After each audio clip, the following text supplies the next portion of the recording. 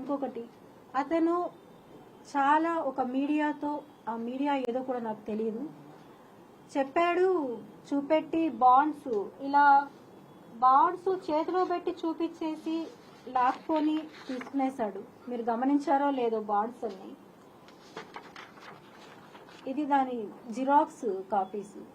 2013 నుంచి మాకు కాంటాక్ట్ ఉంది. 2015-16లో అన్నీ తెగిపోయాయి బంధాలు. డబ్బులకి ఎటువంటి ఇది లేదు, క్లియర్ అయిపోయి ఆ అమ్మాయికి సెటిల్ చేసి పంపించేశాము అన్నారు.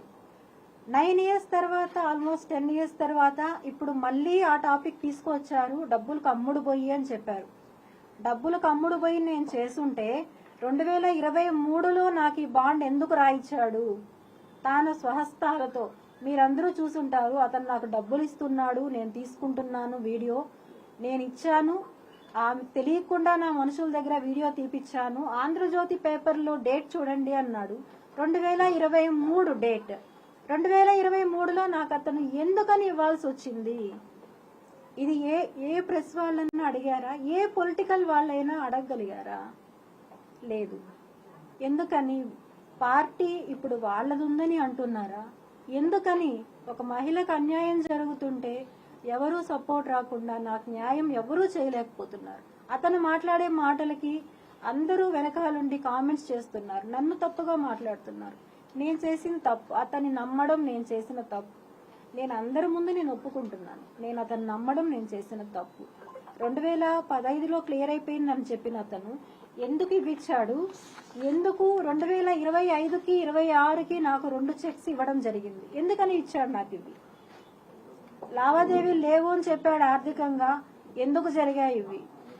2015లోనే ముగిసిపోయి ఉంటే 2023న 2022 ఈ వీడియో మీరైతే చూసారంటే, నేను అతను నా పిల్లలతో సహా మేము బయట ఉన్నప్పుడు ప్రెస్ మీటింగ్లో ఈ మొబైల్తోనే షూట్ చేయబడిన వీడియో ఇది. అతను ప్రెస్ వాళ్ళతో మాట్లాడుతుండగా నేను తీసిన వీడియో ఇది. కావాలంటే మీరు నా మొబైల్ చెక్ చేసుకోవచ్చు, ఇందులో నుంచి తీసామా లేదా అనేది కూడా మీరు చెక్ చేసుకోవచ్చు. అలాంటప్పుడు అతను 2022లో కూడా ఎందుకు నాతో కాంటాక్ట్లో ఉన్నాడు? అతను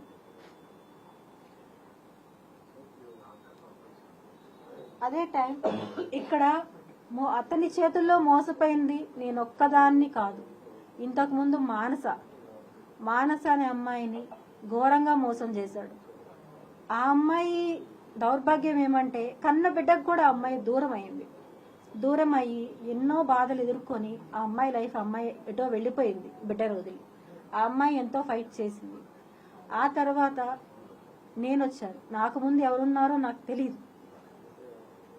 నేను నా సమస్యల మొదటైన కారణమైన మహిళ ఎవరైతే ఉన్నారో ఆ అమ్మాయికి వాళ్ళ ఇంటికి వెళ్ళి నేను చెప్పాను, వాళ్ళ పేరెంట్స్తో నేను చెప్పాను, ఇలా అతను మంచివాడు కాదు, మీ అమ్మాయి మోసపోతుంది అని నేను వెళ్ళి వాళ్ళ ఇంటికి చెప్తే ఆ అమ్మాయి ఆ రోజు నాతో అంది, లక్ష్మి అది నా ఇష్టం, నువ్వెందుకు మా ఇంటికి వెళ్ళి చెప్పావు, నువ్వు వెళ్ళి చెప్పడం తప్పు కదా అని నన్ను ఆ అమ్మాయి ఆ రోజు క్వశ్చన్ చేసింది.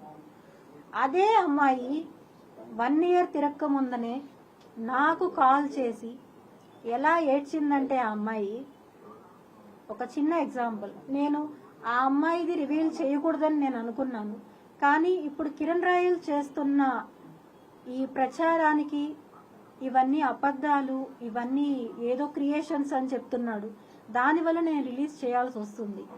దయచేసి ఆ అమ్మాయి నన్ను క్షమించాలి అని నేను కోరుకుంటున్నాను. నేను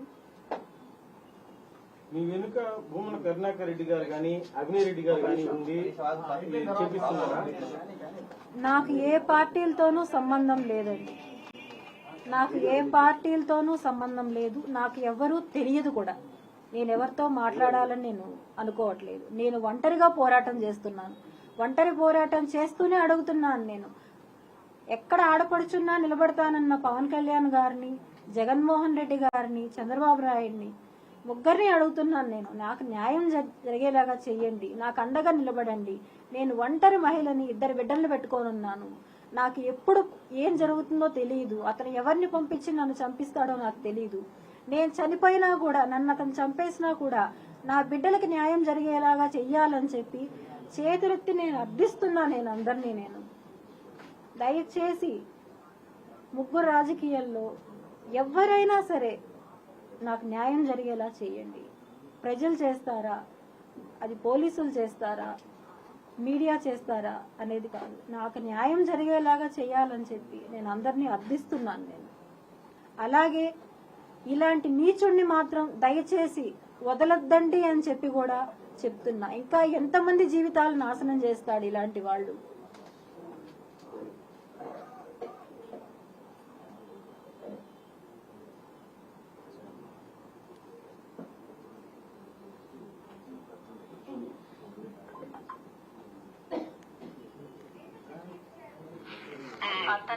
అదే అంటున్నా, అతనితో ఉండే వాళ్ళే నాకు చెప్పారు, అక్క నువ్వు బాధపడతావు,